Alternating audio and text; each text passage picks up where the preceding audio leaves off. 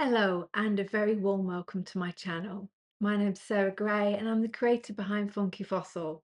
And we're here most weeks on YouTube with crafty tips, inspiration, and lots of art journaling techniques. So this week is our third week in our mini Words Matter series. In week one, we looked at quiet journaling, ways of incorporating your emotions and sentiments onto your page in ways that aren't necessarily that visible to the person looking at it as a final finished journal. And then in week two, we looked at kind of statement titles and bold words and ways of ensuring that your meaning and sentiments really stand out on the page. Today, I want to think about words as an intention. So, using words to inspire your pages, to create the themes for the pages that you're going to be making in your journal. And there are loads of ways that words can help us do that. Certainly, if you've got a kind of a bit of a blank in terms of what are we going to create today and what's the page going to be about, you could look at song lyrics or favorite quotes. Or what I'm going to do today, which is actually create a page around my word for 2026. And I'm sure you've seen lots of creators do this.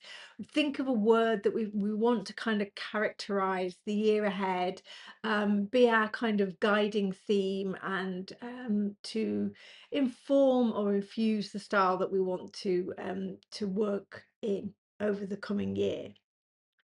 And I'm going to share a little bit about that word with you. We're going to build a page around that word. We're going to use both quiet journaling and the statement journaling on that page as well. And also, I've got a free download for you. So I have created a year's worth of journaling prompts, all again using a kind of keyword for the month and some ideas or kind of prompts to get you started in terms of how you might want to use that word on your page. So I've tried to put together a year of journaling prompts that will hopefully work well with the rhythm of the year for you as well. Anyway, let's turn the camera around and I can show you the free download and how I think it might help us in creating over the course of 2026. And then we'll get into making and thinking about what word, what guiding word do you want to use to start to shape your creative journey for the coming year. Okay, so looking down on my desk here, I've got the um, free download printed out so you can see how it looks, and there'll be a link in the description box below to take you to the website where you'll be able to access this and print one out for yourself. And as you can see, I've set the download out by months, and I've thought about the year ahead and the rhythm of the year really, and tried to come up with words for each month with some prompts that hopefully will feel nicely aligned with the season that we're in. Kind of growth as we go into to spring, thinking about light and adventure during the summer months, and gratitude and change as we go into the autumn. So the words are there to help to give you a prompt. If you are sitting down to journal at any point during the year and you're thinking, oh, I'm not quite sure what it is that I want to focus on um, this week or today, then these prompts hopefully will help you start to get making marks on your page and be a jumping off point for what you then go on to create. So I hope you enjoy that, and I will certainly use this as a map throughout the year to guide and inform my making. So you may well see videos over the course of 2026 where we get this download out and use it as the kind of inspiration for a page.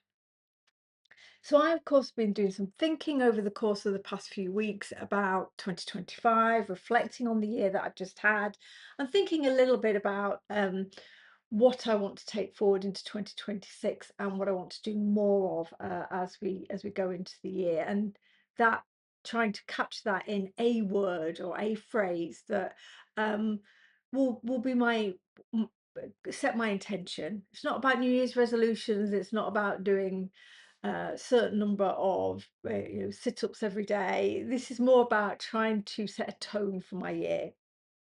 So I've just completed the pages for the Care December free class that Everything Art do, and that I put them all in this journal that I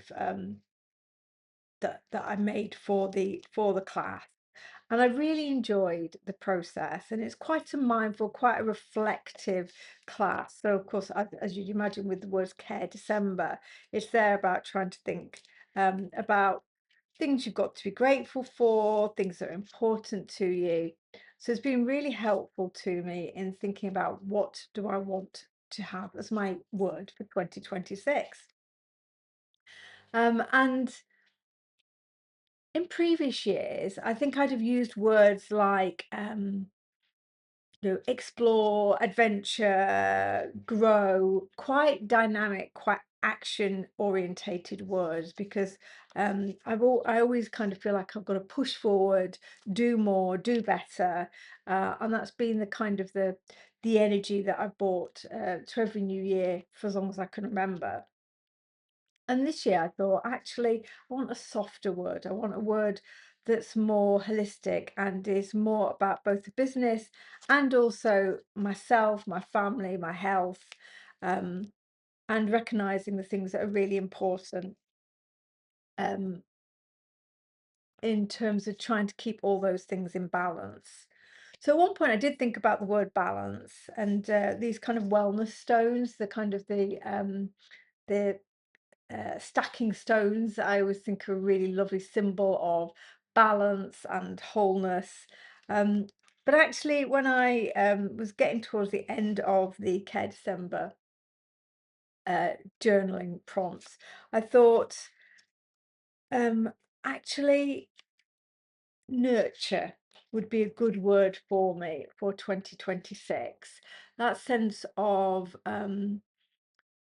looking after myself and others and my environment in a way that allows them to grow naturally and organically rather than pushing or driving or trying to make things happen.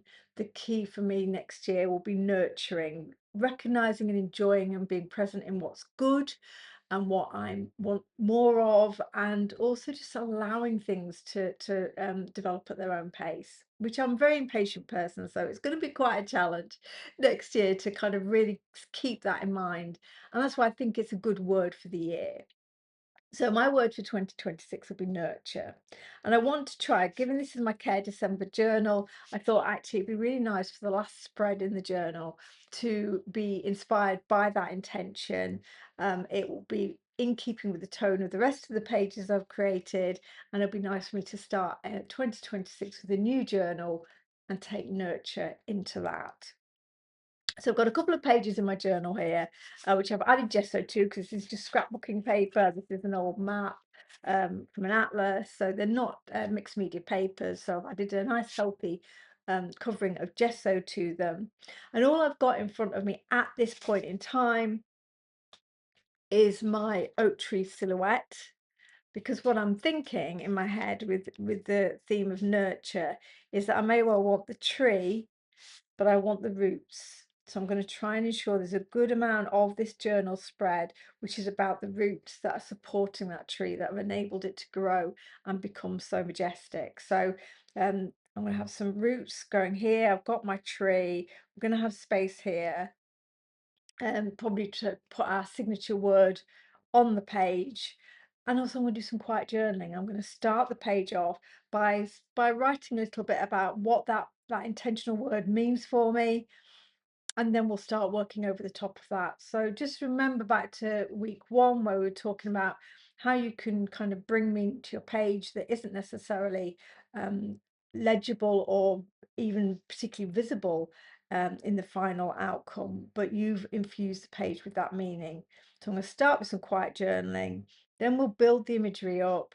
I'm going to find ways of adding the words in around the roots and the tree, and then we'll have our statement word to capture that intention for 2026. So I'm going to go and gather some paints and materials to get making, and I'll be back in just a second. Okay, so I've made a start on the page already, and what I've done is added some journaling, some scribble journaling that isn't particularly legible with a Stabilo oil pencil. I'm just looking for it on my desk and I can't find it now, but it's a blue one. So that is water reactive. So when I add paint or any other mediums to it, that will start moving and merge into the background. I've drawn a line, a very scribbly rough line, to give me um, a outline for where I want to do my collage, um, with the tree sitting in the position on the page that I want. The scribbly line I've drawn with the Neocolor 2 crayon, so again that's water reactive. So none of the things I've put on the page so far are permanent. They're going to move or kind of blend into the background as I start working over the top. And then I've just started to lay out some little scrap pieces of paper to create kind of the collage for where the root base is going to be for our lovely tree. It could be the hillside the tree sat on, but hopefully I'm going to draw some roots over the top of this as well. So I'm going to speed the video up while I just adhere these pieces of collage paper with some matte medium. You could use a glue stick or other types of adhesive. I like the matte medium because I put it on underneath and over the top, so then I can continue working with acrylics and other paints over it, and the paper isn't taking too much wear and tear. It's already been sealed in. So I'm going to just do that while I'm on camera, and then we'll think about how we can start to add, excuse me, our oak tree onto the layout. So bear with me while we've got some sticking down on.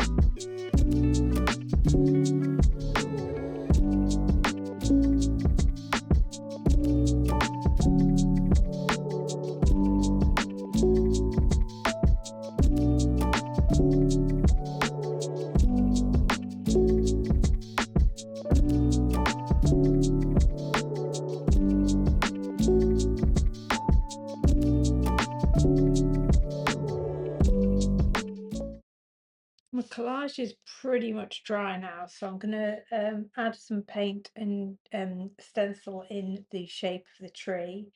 I've got some greens and a brown on my palette. I've got khaki and celery from Paper Artsy, have a nice chalky finish to them, and some olive green and burnt umber from Amsterdam. Whatever brands you have will do the job for this kind of reasonably straightforward stenciling process. So I'm going to pick up some of the lightest paint on my cosmetic sponge and just dab it over the image. This is quite a large open stencil,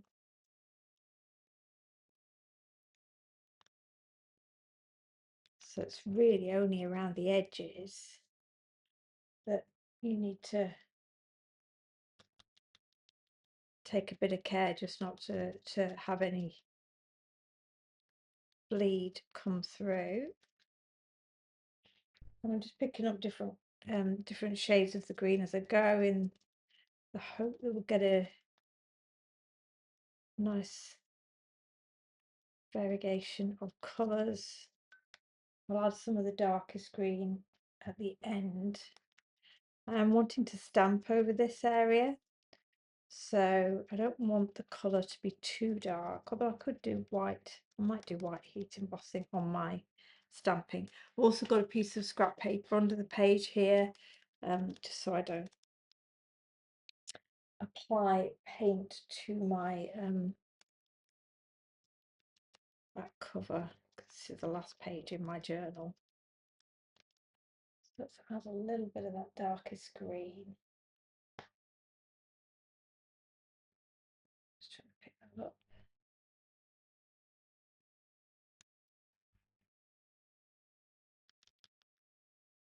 I'm just twisting the sponge slightly as I move it around to try and get a bit of a variety of marks. If ever you feel like you've gone in a bit heavy in any areas, you just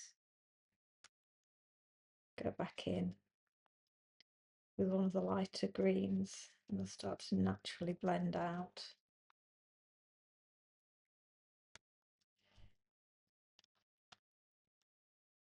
Right. Now I'm going to turn the sponge around, pick up the brown and just pop some colour in and the trunk.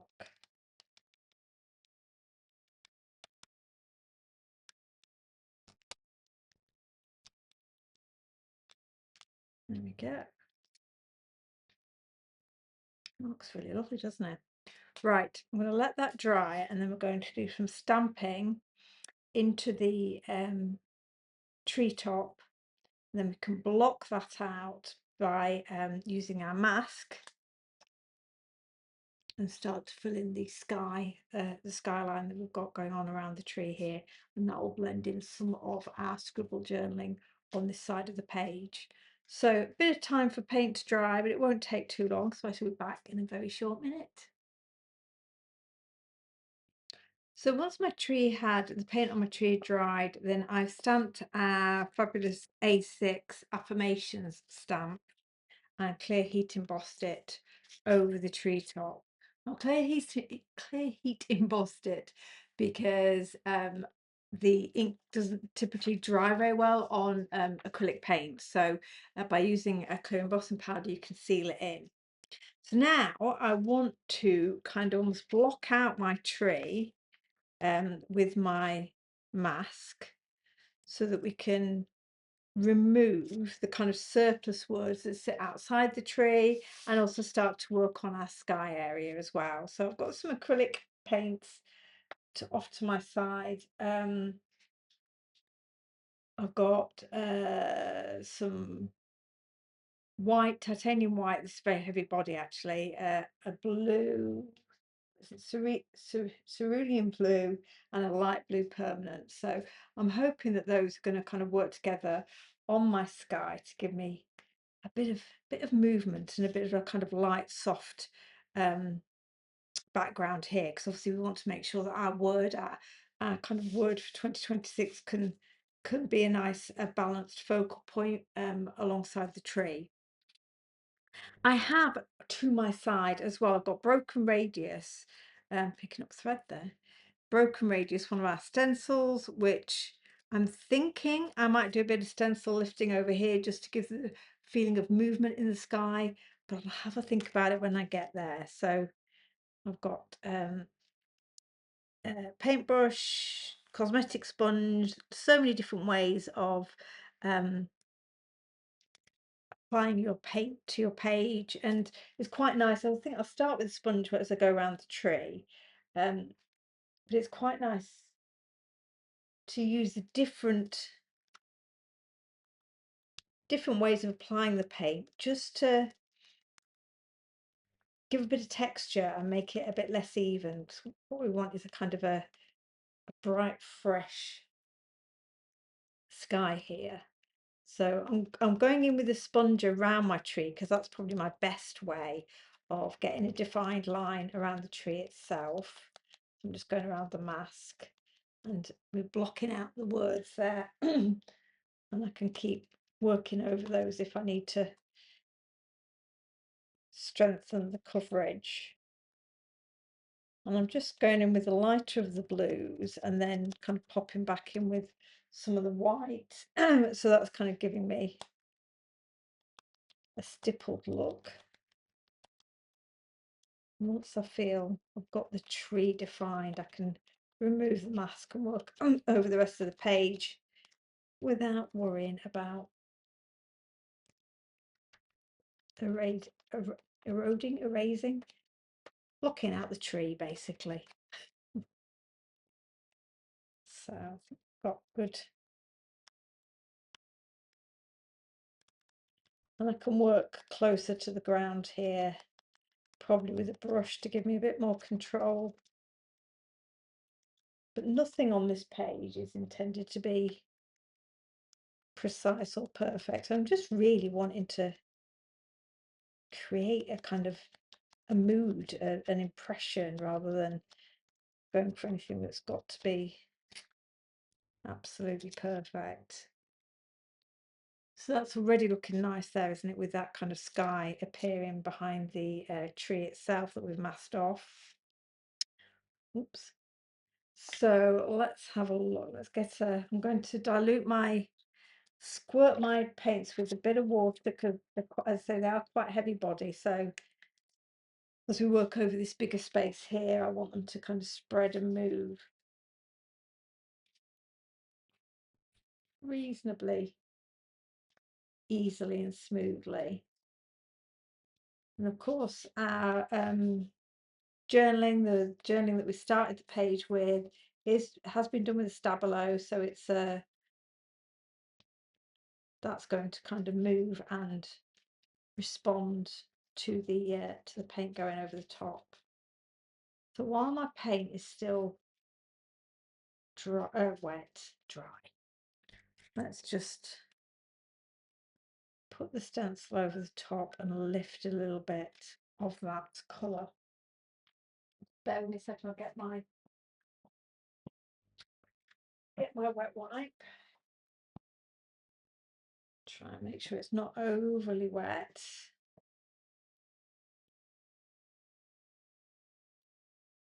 And just gently wipe it over the stencil design, and it will lift some of that paint. Now this is working as a lift because we've got gesso on the page already, so the paint hasn't immediately been absorbed into that paper. So it's worth just remembering that the gesso will create a nice barrier that will enable your paint to sit there for a little while before you actually so that you can do things like this and take some of the design out. Now this is one of the techniques that I share in my Stencils Unlocked free course, and I'll put the link in the description box below because it's one of the techniques that we do on that course. So some of you who've been following along with that may already have had a go at this. It's a great technique because it just creates, oh, let me put some paper behind here, because it just creates a bit of movement and a bit of interest.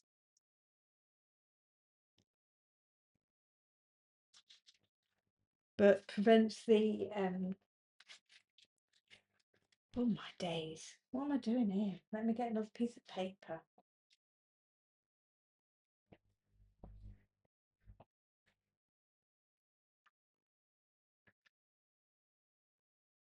Oh,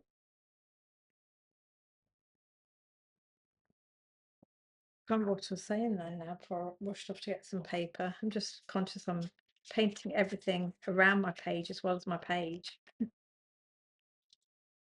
Let's put a little bit of more water on these paints. I'll spritz the page as well. You can see here, that will just help the paints blend on the paper. And if I erase the stenciling, that's absolutely fine. There'll be some little bits of it that just stay visible, and that's really all we're wanting. We're just wanting to create something that catches your eye on the page and stops the colour from looking too flat.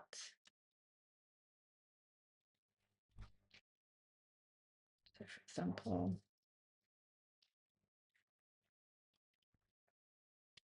I can probably do it again here. Put a bit more white in this area. We can put our stencil down.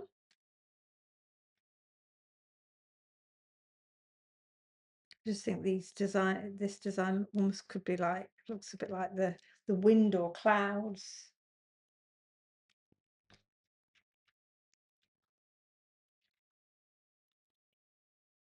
And these aren't mixed media papers I'm using, so obviously just got to work with however they respond to the materials. There we go. Fabulous. Right, I'm going to carry on.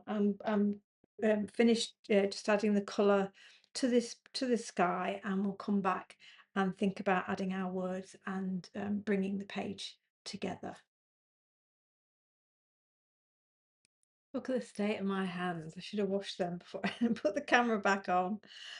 My background is now dry, and so I'm going to add my word for the year 2026, nurture, onto this side of the page, and I'm using our alphabet stencil to do that. And you can see here I've broadly sketched it out. So I kind of drawn through it with my stabilo to see if it would fit in the area that I had in mind, and I need to nudge it along a little bit, but I don't mind with it being my stabilo, because with that being water reactive, I'll be able to blend that out if there are lines showing after I've added paint in to the stencil. So I've got Payne's Grey and Prussian Blue, some dark inky shades there for adding my word. And I'm not going to make you watch the whole of me stenciling in these letters because you've seen me do that already. I did that on the last video where I used this stencil, and I'm just kind of mixing the two colours together on my palette just to give me a bit of interest and difference. And if this doesn't go as opaque as I want it to, I'll be able to go back in afterwards and touch it up and add a bit more depth to the paint colour. And also, if I want to, I quite like that stencil font, but if I want to, I can add or extend the lines so that the letters are a continuous shape as well. So this is really giving me the opportunity to place my letters, get the paint down, and then I can go in afterwards and add further depth and detail. So I'm starting with a U next. I hope my head's not in the way. There we go. And the key challenge with any adding a sentiment in this way, just making sure you spell it right. Because it's amazing how odd words look when you're trying to spell them out through a stencil. That's my excuse anyway. So we've got NU there. So I'm going to carry on, do the whole of nurture, and then come back once I've got that in place. So despite my best efforts, I still didn't get my word to fit on the page, but actually I quite like it going on to the second page as it's a double page spread. It does carry the eye across to the tree with all the positive words in it. So actually I'm fine with it, but it did make me laugh when I realised I was running out of space regardless. Now I'm going to turn the cameras off and carry on working on this page and just kind of chill out a little bit. I'm going to do some mark making, add some shading. I think I'm going to soften this, put some gesso over the collage at the bottom here so I can add my roots, and along the roots I want to add some of the words that come to my mind when I think of nurture. So I'm going to just expand and fill out this page a little bit more, and I will share with you what I did and how it all came together once I've completed that next step. But rather than me faffing about on camera and doing little bits and pieces here and there, I'm going to leave the video at this point and we'll come back and see at the end what the final result is.